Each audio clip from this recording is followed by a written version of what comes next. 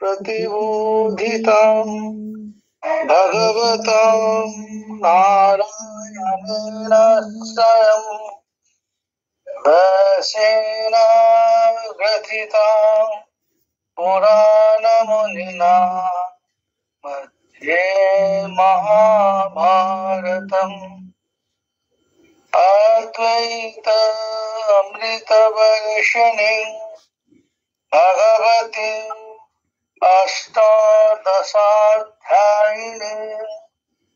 अम्ब त्वामनुसन्दधामि भगवद्गीते भवद्वेषिणीम्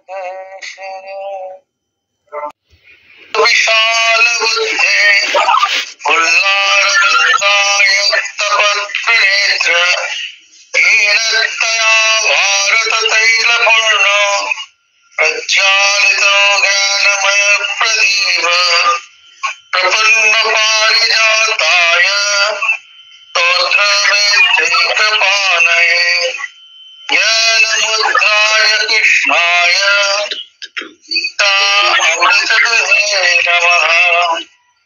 सर्वोपनिषदो गावो दुग्धा गोपालनन्दन पार्थवत्स श्रीभोक्ता दुग्धं गीतामृतं महत्।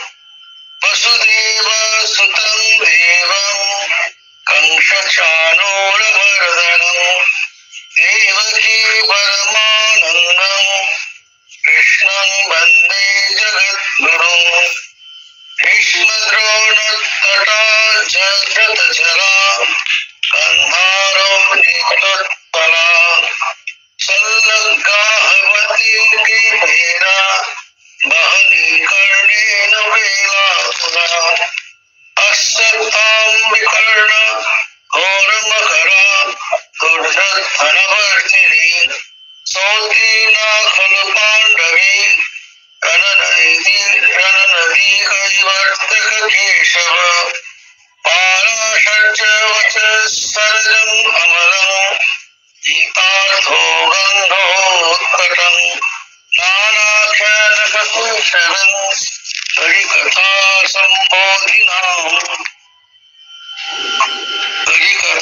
सम्बोधनाबोधितम् लोके सज्जन षट्पदीयः केपीयमानं मुदा भूयात् भारत पंकजं कलिमल प्रध्वंसीनश्रेयसे मूकं करोति वाचालं पङ्गुलङ्घयति गिरिं यत्कृपातमहं वन्दे परमानन्दमाधव। इयं ब्रह्मा रुद्रमरुता स्तुवन्तैः दिव्यैः स्तवैः वेदैः साङ्गपदकमुपनिषदैः गायन्ति यं सामगा ध्यानावस्थितसद्गतेन मनसा पश्यन्ति यं योगिनः यशान्तं न विदुषुरसुरगणा देवाय तस्मै नमः। यस्यान्तं न विदुषुरसुरगणा देवाय तस्मै नमः। इति श्रीमद्भगवद्गीता ध्यानं समाप्तम्।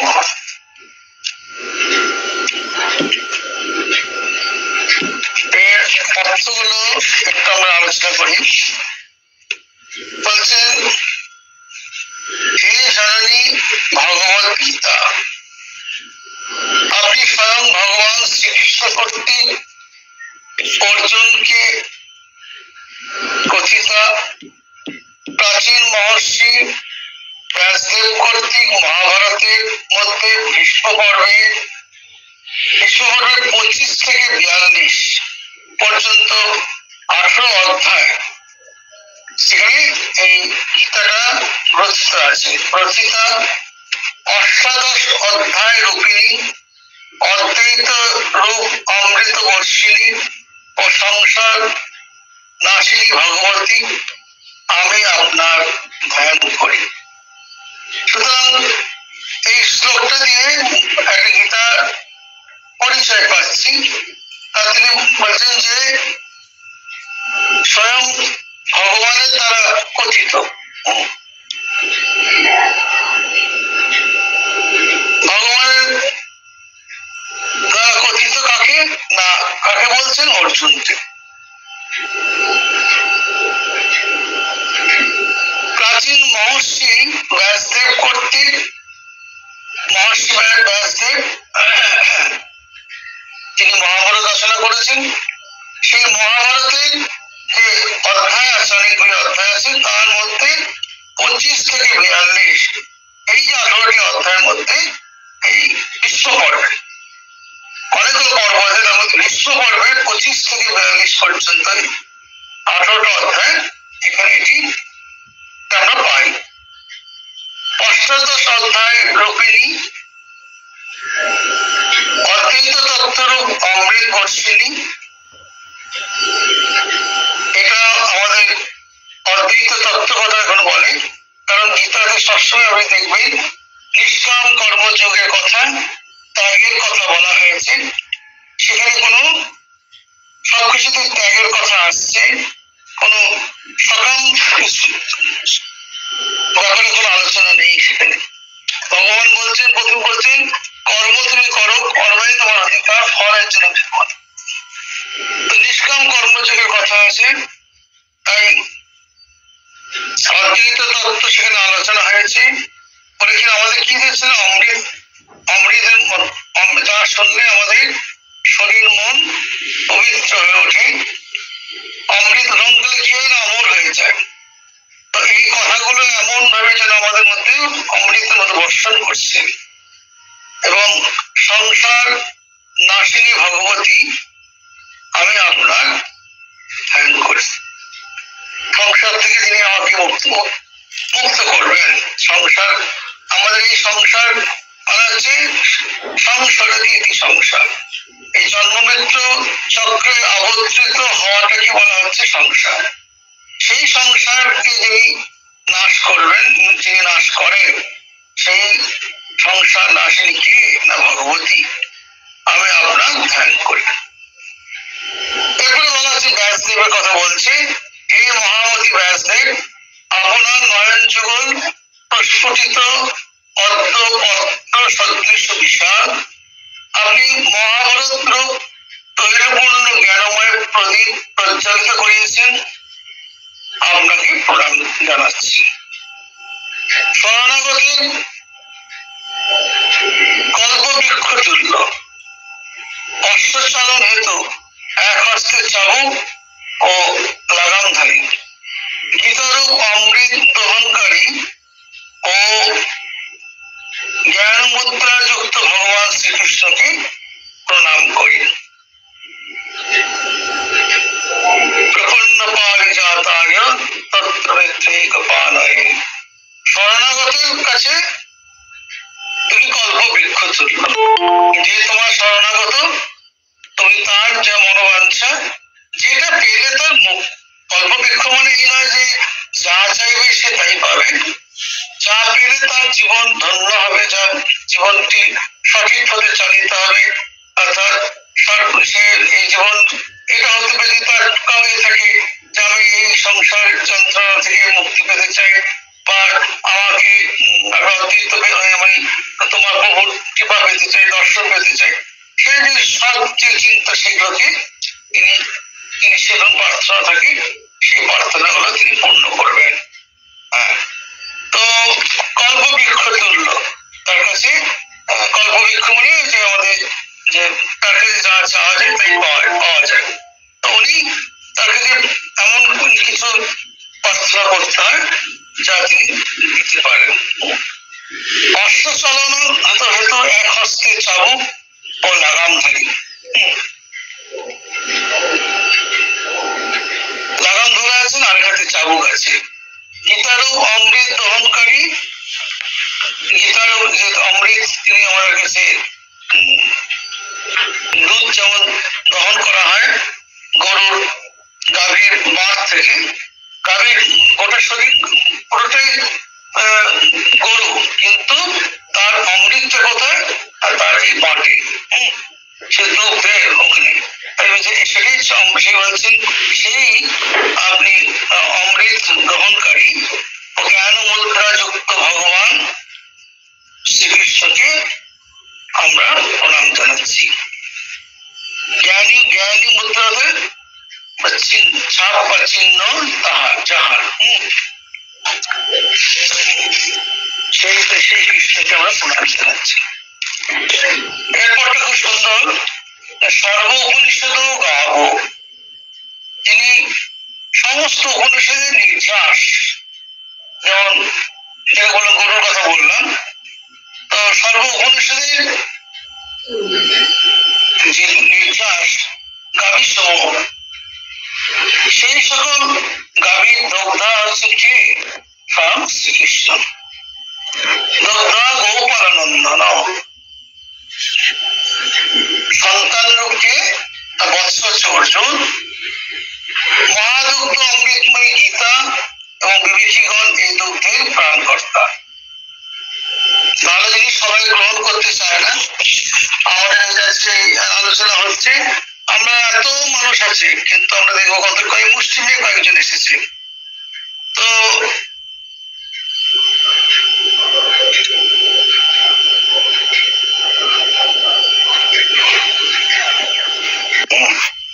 সেই জন্য যারাই একটা প্রকৃত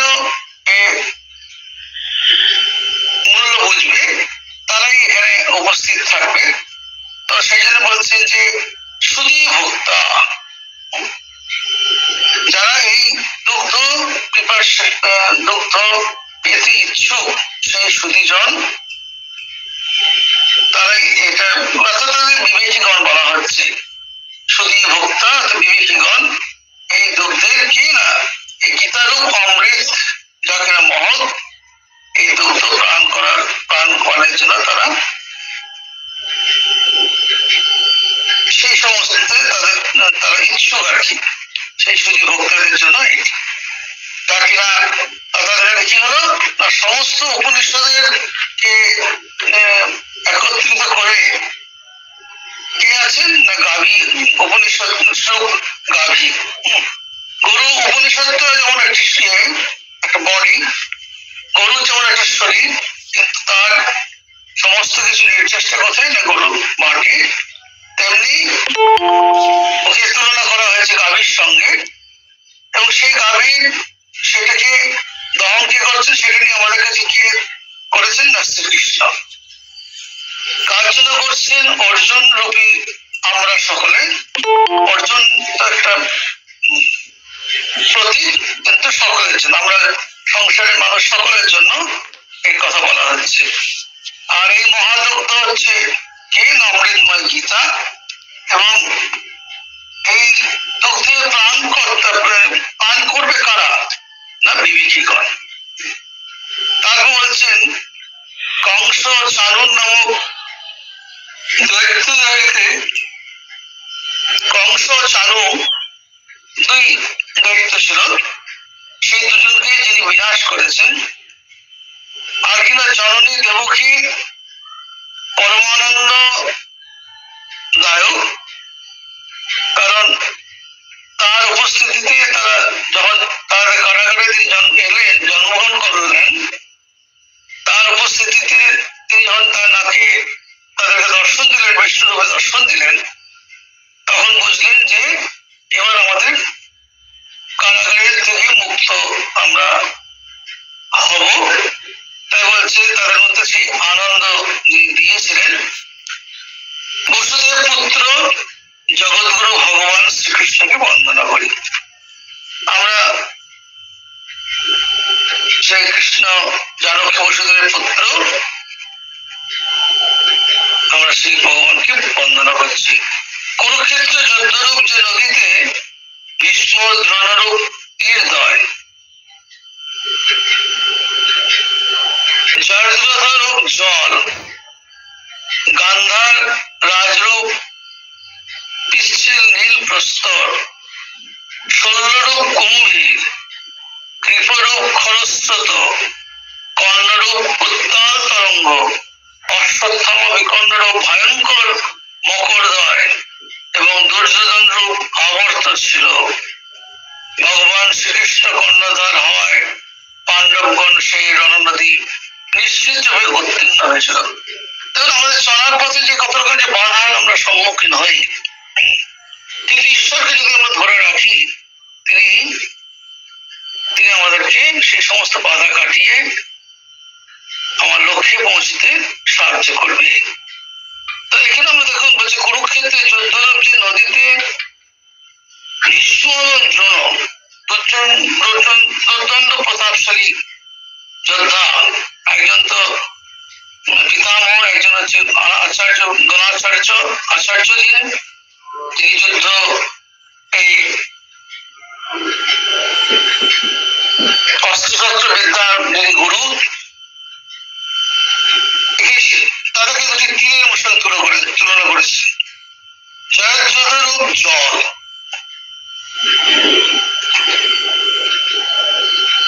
দুটো নদীর দুটো তীর। জয়দ্রথ সেখানে জল আছে, গান্ধার রাজ নীল প্রস্তর পর্বত সেখানে উঠেছে, শল্য এক একটা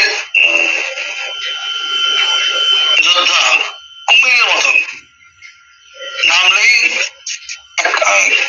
খেয়ে ফেলবে, ধরে ফেলবে। কৃপ, তিনিও গুরু আচার্য। খরস্রোত, কর্ণ উত্তাল তরঙ্গ, এখানে দাঁড়ানোই মুশকিল। অশ্বত্থামা বিকর্ণরূপ ভয়ঙ্কর মকরদ্বয়, দুর্যোধন রূপ আবর্ত ছিল। ভগবান শ্রীকৃষ্ণ কর্ণধার হওয়ায় পাণ্ডবগণ সেই রণনদী নিশ্চিত রূপে উত্তীর্ণ হয়েছিল। ভগবান তাদের সঙ্গে থাকায় তারা অনায়াসেই এই যুদ্ধ থেকে জয়ী হচ্ছে। কিন্তু তত সহজে হয়নি, অনেক সজ্জন ব্যক্তিদের তাদের হারাতে হয়েছে, আত্মীয় স্বজনকে, তবু তাদেরই জয় হয়েছিল। সত্যের জয়ের জন্যই ভগবান সত্যকে প্রতিষ্ঠা, ন্যায় প্রতিষ্ঠা, সত্য প্রতিষ্ঠা করতেই ভগবানদের আবির্ভাব। তারপর বলছেন, পরাশর পুত্র ব্যাসদেবের বাক্যরূপ সরোবর জাত, পরাশর্য বচস্তরিত অমলং গীতার্থ গন্ধোৎকটম। হরি কথা প্রসঙ্গ দ্বারা প্রস্ফুটিত, নানা আখ্যান রূপ কেশর যুক্ত, যে পদ্মের মধু এই জগতের সজ্জন রূপ ভ্রমণগণ নিত্য পান করেন, কলি কলুষ নাশক গীতারূপ তীব্র সুধা সুগন্ধযুক্ত অমল মহাভারত রূপ, সেই পদ্ম আমাদের কল্যাণের কারণ হোক।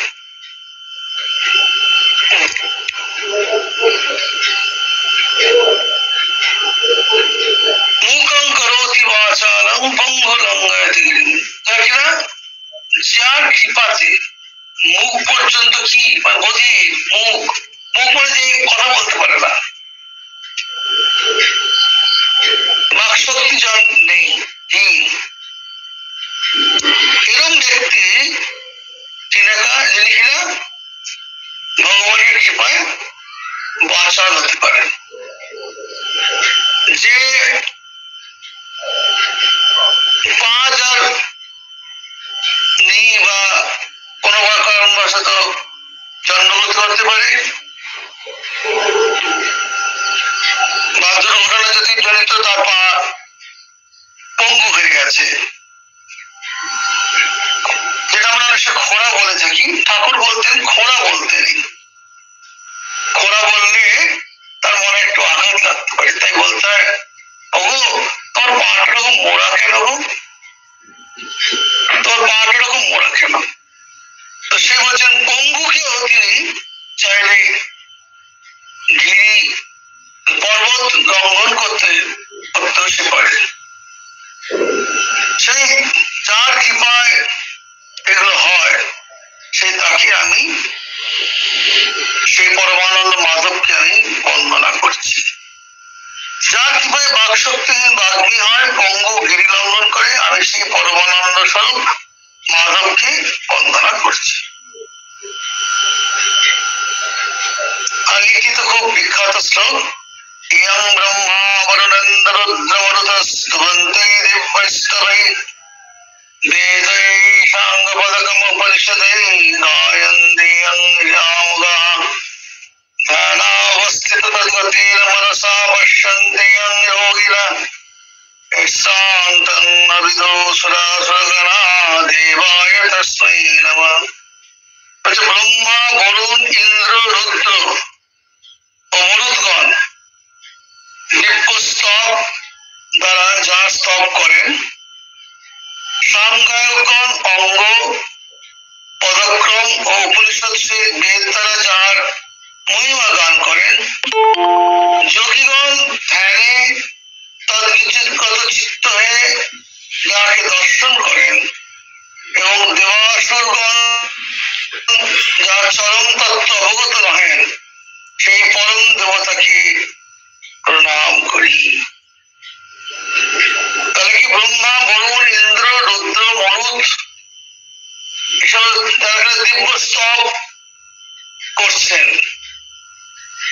তার স্তবন করছেন।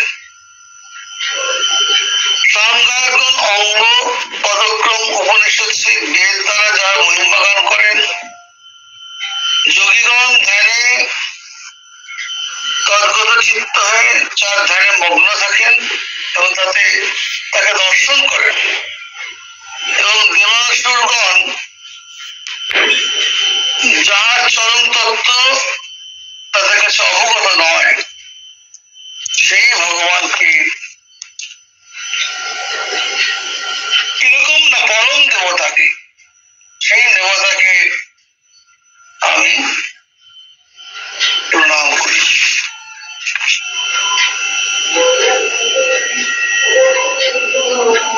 এই হলো গীতার ধ্যান। দেখুন, গীতা আমাদের ভগবান যে কথাগুলো বলছেন, সেখানে আমাদের এই যে কর্ম জীবনে বা ছাত্র জীবনে বা ছাত্রছাত্রী জীবনে প্রত্যেকের ক্ষেত্রে খুবই প্র্যাকটিক্যাল। কারণ আমরা ধরুন ছাত্রছাত্রী পরীক্ষা দিতে যাচ্ছে, নিত্য তারা পড়াশোনা করছে, কিন্তু হঠাৎ পরীক্ষার সময় তার ভয় উঠতে হচ্ছে। সেইটা ভগবান চাইছেন না যে তোমার যা কর্তব্য ছেড়ে তুমি করো, সেখান থেকে তুমি সরে এসো না,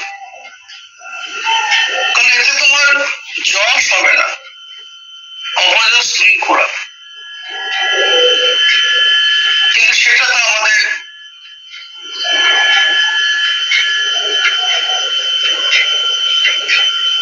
আমরা সেটা যশের পরিবর্তে অপযশ করানো আমাদের ইচ্ছা নয়।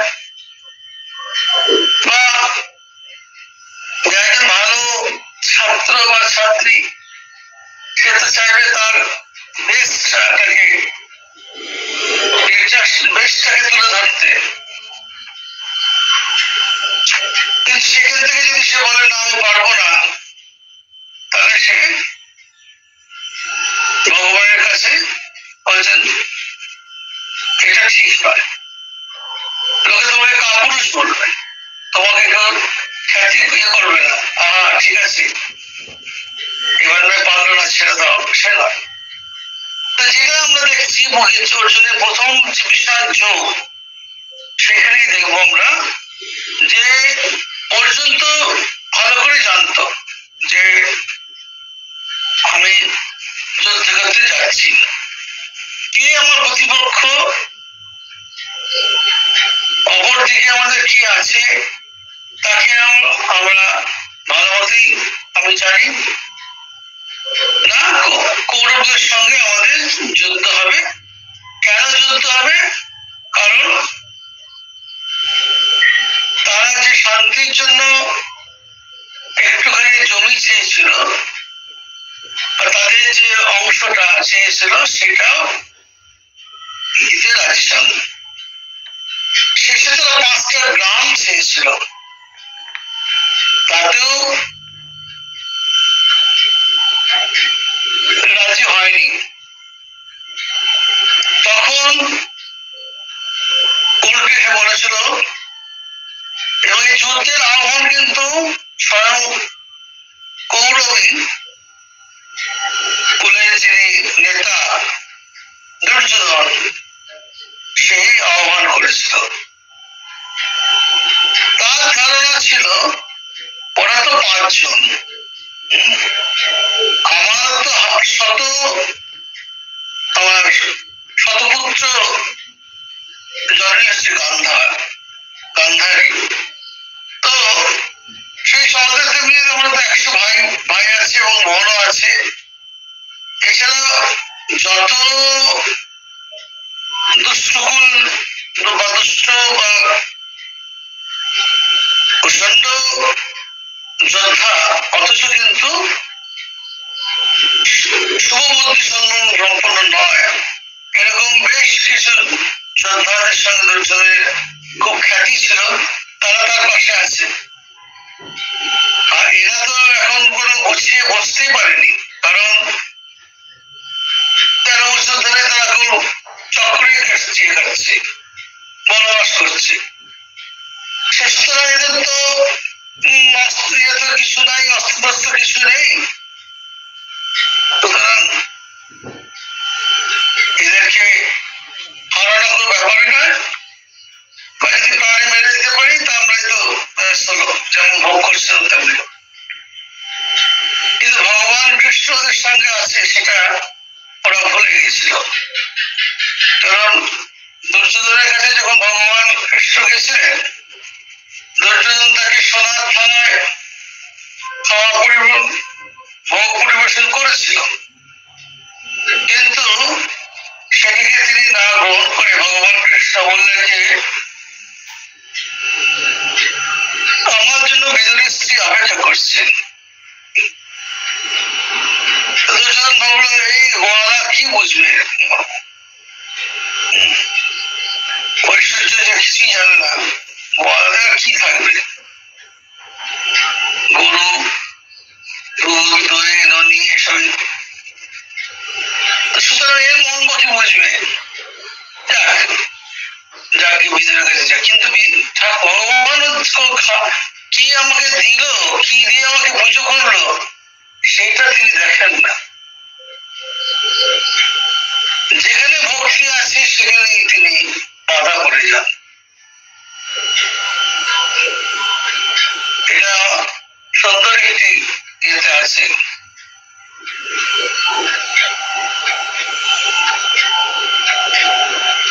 আমি ভক্তিতে বাধা করি, মুক্তি দিতে কাতর নই, ভক্তি দিতে কাতর হই।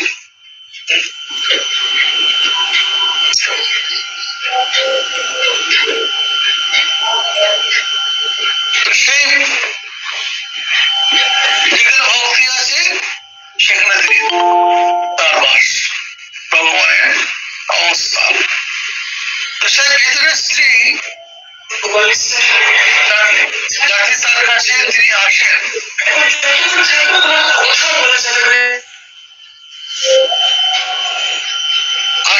সেজন্য তিনি প্রার্থনা জানাচ্ছেন একাগ্র চিত্তে, অশ্রু ফেলতে ফেলতে।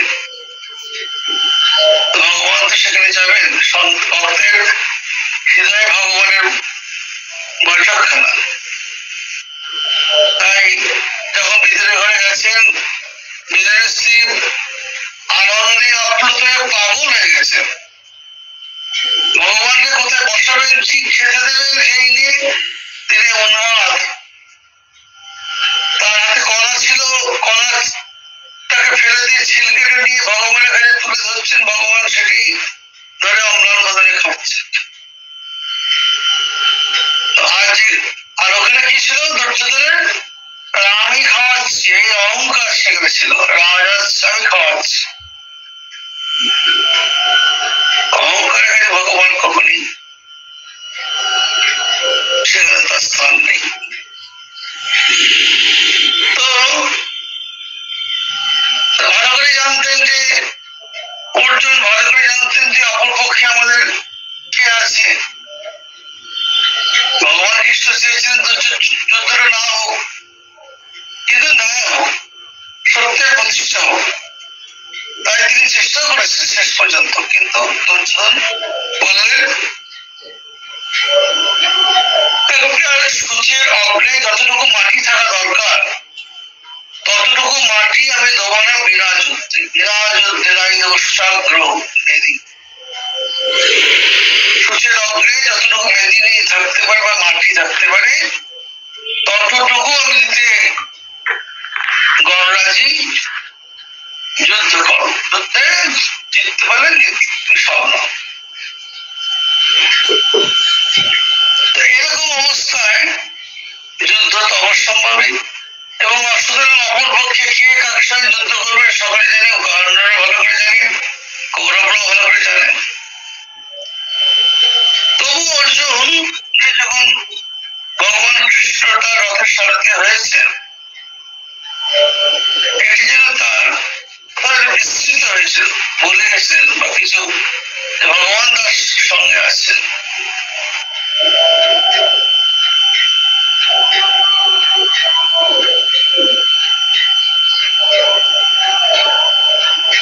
তাই ভগবানকে যখন বলছেন যে হে কৃষ্ণ আপনি রথটাকে নিয়ে চলুন তো দেখি অপরপক্ষে আমরা ফার্স্ট চ্যাপ্টার পাবো, বিশ্বাসকে পাবো। আমরা আগামী দিন আমরা এই গীতা নিয়ে ইয়ে করবো, শ্লোক নিয়ে চর্চা করবো। আজকে জাস্ট একটা ইন্ট্রোডাকশন হচ্ছে যে আপনি কোথায় আমাদের রথটাকে আপনি একটু এমন ভাবে রাখুন আর দেখি অপরপক্ষে কে আছে, কাদের সঙ্গে যুদ্ধ করতাম। ভগবানের যেন মনে হতে পারে, এটা আমার ধারণা, যে অর্জুনের তো বিশাল যোদ্ধা, তো তার একটু অহংকার রয়েছে, অথবা সে কি জানতো না অপরপক্ষে কে আছে, কাদের এদের সাথে যুদ্ধ করতে হবে।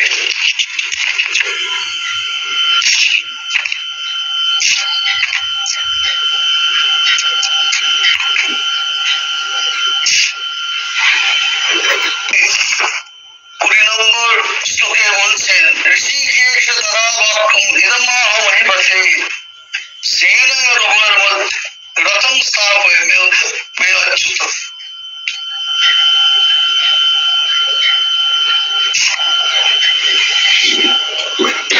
যাবৎ যুদ্ধার্থ অবস্থিত ইহাদেরকে আমি নিরীক্ষণ করি, যারা যুদ্ধে এসেছেন তাদেরকে আমি দেখি এবং এই মহারণে আমাকে কাহাদের সঙ্গে যুদ্ধ করতে হবে তা নির্ণয় করি, এবং দুর্বুদ্ধি যুদ্ধের হিতকামীদের সঙ্গে বীরপুরুষ যুদ্ধ করবার জন্য এখানে উপস্থিত হয়েছে তাহাদেরকে পর্যবেক্ষণ করি। তাহলে হে কৃষ্ণ উভয় পক্ষের সেনাদলের মধ্যে আমার রথকে স্থাপন করো। 103 শ্লোকে এটা বললাম। তো ভগবান ভাবছেন অর্জুন জানে না এবার বিরোধী পক্ষে কে কে আছে, তাদের সঙ্গে কোন কোন রাজাদের ইয়ে আছে, সংযোগ আছে, সে অর্জুন জানে না। আপনি রথটাকে স্থাপন করুন তো উভয় পক্ষের মাঝে, দেখি তো অপর পক্ষে কে আছে। এই যে যেন তার এই বলার মধ্যে যেন একটু অহংকার বেরিয়ে আসছে। ভগবান যদি ইচ্ছা করলে পারতেন রথটা যদি দুর্যোধন দুঃশাসনের মাঝে রথটা যদি রাখতেন, তাহলে হয়তো অর্জুনের হাতে বিষাদটা আসতো না। তিনি এমন ভাবে রথটাকে উপস্থিত করলেন, একদম গুরু পিতা তুল্য সকল ব্যক্তিদের সামনে, পিতা গুরুর তুল্য ব্যক্তিদের সামনে তিনি রাজাটা সামনে রথটাকে তিনি উপস্থাপন করলেন। সেখানে অর্জুন কি দেখছে, আরে বাবা, অপর পক্ষে তো জানতেন বিষ্ণু অপর পক্ষে আছে, কৃপাচার্য অপর পক্ষে আছে, দ্রোণাচার্য অপর পক্ষে আছে, জানেন, কিন্তু এখন চোখের সামনে দেখছেন এরা সমস্ত আমার যাদের হাতে লালিত পালিত হয়েছি, যাদের হাতের আঙুল ধরে আমি বড় হয়েছি, তাদের বিরুদ্ধে আমাকে যুদ্ধ করতে হবে,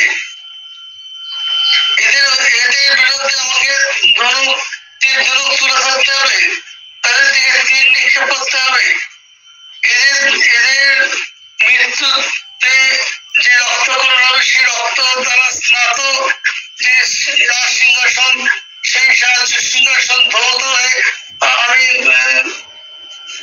তাতে বসবো না, না না না, এটা থাকুন, এটা সব থাকুন, কৃপাচার্য দ্রোণাচার্য এরা সব আমাদের আমার গুরু, এরা চলে গেলে কি করে চলবে, এই একটা বিরাট মনের বিষাদ এসছে। কিন্তু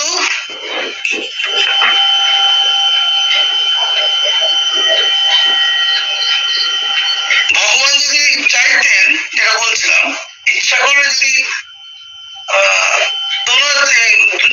দ্রোণাচার্য বা বিশ্বদের সামনে, পিতামহদের সামনে না রেখে যদি ওদের সামনে কাছে রাখতেন, হয়তো তার একটু ভালো বুঝতেন।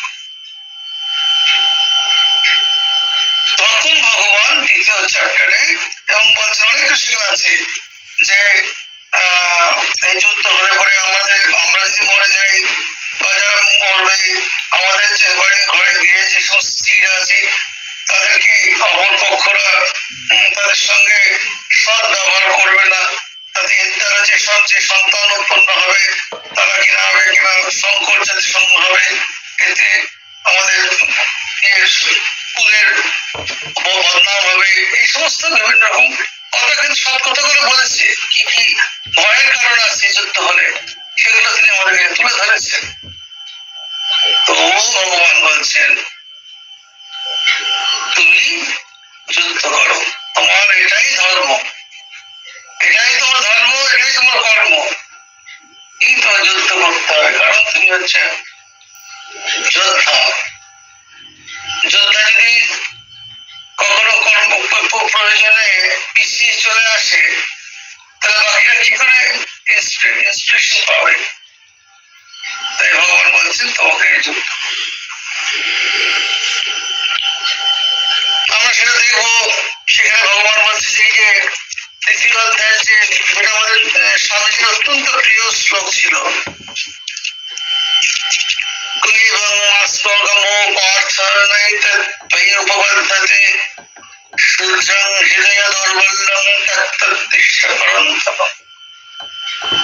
কোথায় থেকে তোমার এই সমস্ত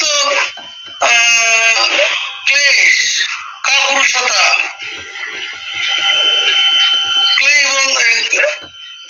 তীব্রতা, দুর্বল ভাব, কাতর ভাব, কাপুরুষতা, এগুলো তোমার তো শোভা পায় না, কোথা থেকে এগুলো আসছে?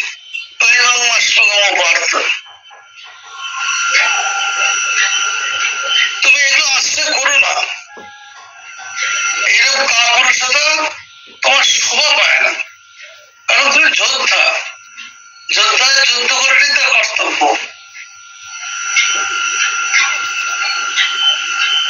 তাই তাকে বলছে যে তোমার মধ্যে এগুলো কোথা থেকে আসছে, তুমি কিনা পরমতম শত্রুদের কাছে তুমি হচ্ছে কিনা তাপন স্বরূপ, শত্রু তাপন, যেমন অগ্নি যেমন আমাদেরকে যেমন জলে পড়ে খাওয়ার করে দেয়, শত্রুদের কাছে তুমি সেই তত্ত্ব অগ্নির মতন, তোমার তীরধনুকের কাছে তারা ভয়ে সংকুচিত,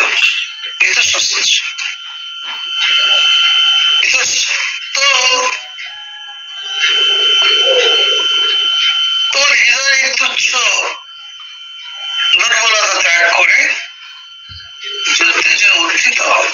এটা দেখুন, যেটা বলছিলাম, এগুলো আমাদের বাড়িতে অনেক সময় দেখা ভালো একটা ইন্টারভিউ আছে, সেখানে তার ভয় কাঁপছে বা প্রচন্ড ঘাম হচ্ছে, বারবার বাথরুম যাচ্ছে, নার্ভাসনেস, যেটা অর্জনীয় হয়েছে। পরীক্ষার ক্ষেত্রে হয় বা কোনো একজন স্বজন ব্যক্তি তার হয়তো কোনো দুর্ঘটনা কিছু হয়েছে, সেখানে সে এমন সেখানে তার উচিত হচ্ছে তাকে প্রকৃতভাবে সাহায্য করার, সেখানে সে নার্ভাস হয়ে গিয়ে সেই হয়তো মূর্ছিত হয়ে পড়ে গেল। ভগবান তা বলছেন না, তুমি কর্ম করো, ওঠো ওঠো, তীর্থরক্ষ নাও, তোমার এটা শোভা পায় না, কারণ তুমি যে যোদ্ধা, তোমার এই বিমত ভাব বিন্দুমাত্র কাপুরুষ ভাব বিন্দুমাত্র শোভা পায় না, এটা আশ্রয় করো না। কাপুরুষ তোমার শোভা পায় না, নৈতিক থেকে উপবদ্ধতে তোমার মধ্যে এটা দেখা যায়, দেখাই দেখতে পাওয়া উচিত। উপবদ্ধতে শব্দের অর্থ হচ্ছে উৎপন্ন হয় বা শোভা পায় না। তোমার মতো এত বীর যোদ্ধা যদি কথা বলে, তাহলে তো সামান্য যারা মোটামুটি তারা তো কি করে, তারা তো লড়তে লড়ার জন্য রেডি আছে, যুদ্ধের প্রতিপক্ষ যারা দাঁড়িয়ে আছে তারা লড়ার জন্য রেডি আছে।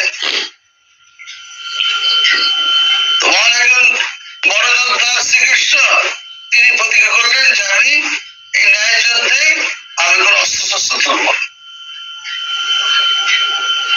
এটার একটা ইসলামিক ইতিহাস আছে যে অর্জুন আর ধৃতরাষ্ট্র, অর্জুন বোধ হয় আর ওদিকে দুর্যোধন, দুজনেই আছে শ্রীকৃষ্ণের কাছে। দুর্যোধনের ইচ্ছা আছে শ্রীকৃষ্ণের যে শক্তি, তার যে সেনাদল, পেয়ে যাই, তাহলে আমি তো আরো বেশি সমৃদ্ধ হয়ে যাবো, স্ট্রং হয়ে যাবো, আমাদের দিক দিয়ে আমার যে টিমটা স্ট্রং হয়ে যাবে। সেই জন্য উনি মাথার কাছে বসেছে, আর আগে গেছিলেন, আগে তো মাথার কাছে বসবে, আর অর্জুন বসেছে পায়ের কাছে। কিন্তু ব্যাপারটা হচ্ছে যে চোখ খুললে তো লোকের মাথা খুঁজে দেখবে, সামনে যে আসছে পায়ের দিকে তাকে দেখবে। ভগবান যাকে প্রথম দেখবে তার কথাটাই প্রথম শুনবে।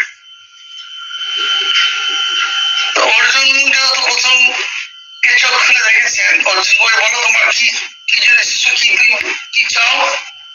যুদ্ধ বলছে এটা কি হলো, আমি আগে এলাম, আপনার মাথায় কাছে বসেছি, আপনি আমাকে রাজি। ও ভাবছে যে অর্জুন যদি তার যে সৈন্য গ্রুপটাকে যদি নিয়ে নেয়, তাহলে তো শক্তিশালী হয়ে যাবে।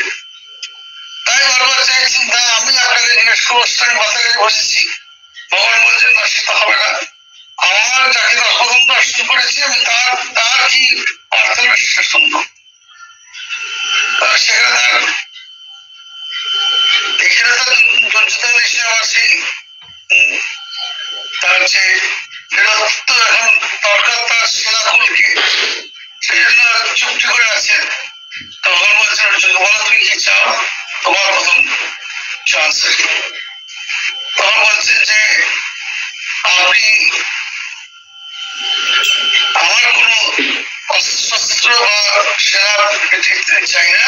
শুনে যেন দুর্যোধন অনেকটা আশ্বস্ত হয়ে যাক, এটা এই মাথাটা বনে ঘুরে ঘুরে এটা গেছে, বালি হয়েছে। আপনি বলতে বলেন আপনি আমাদের সঙ্গে যুদ্ধে থাকুন। ভগবান তথাস্তু বললেন। ও বুঝেছিল যে যদি ভগবান যদি আমাদের সঙ্গে থাকে, যতই আমাদের বিপদ আসতে না করুন, তিনি আমাদের তার শরণাগত যেহেতু আমরা, তিনি আমাদেরকে উদ্ধার করবেন। এইটা বুদ্ধিতে ছিল। সেই জন্য যে তিনি সাইডে রেখে আর দুর্যোধন তো বাকি খাইতো তার সৈন্যকুলকে প্রেমটা ভারী হয়েছে, আমাদের তারা স্ট্রং হয়ে গেল, এবং সে কি শ্রীকৃষ্ণ তিনি বলে দিয়েছেন আমি যুদ্ধ কিন্তু যুদ্ধ করবো, রণযুদ্ধে যুদ্ধ করবো। ঠিক আছে তুমি যদি বলছো আমি তোমার সারথি দেবো, কিন্তু সারথি হিসেবেও তিনি অপূর্ব, মানে তুলনা করা যায় না, অতুলনীয়। সুতরাং এই যুদ্ধের জন্য তো তারা ভারতকে ভগবান কাছে যাবে, ভগবান কিন্তু ভগবান সঙ্গে সঙ্গে থাকলেও যেটা আমাদের পারত্ব আছে সেটা কিন্তু ভোগ করতে। আগেও দেখুন ভগবান তাদের সঙ্গে সঙ্গে স্বয়ং কুন্তি যার পিসি তার ছেলেরা ভগবানের সাহচর্যে থাকা সত্ত্বেও কত কষ্ট ভোগ করতে হচ্ছে। কিন্তু স্মরণ মরণ আছে বলে যেখানে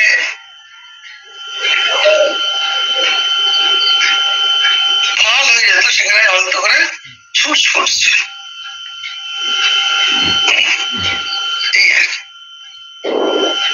আমরা এটা আজকে আলোচনা করলাম, আগামী দিন আমরা একদম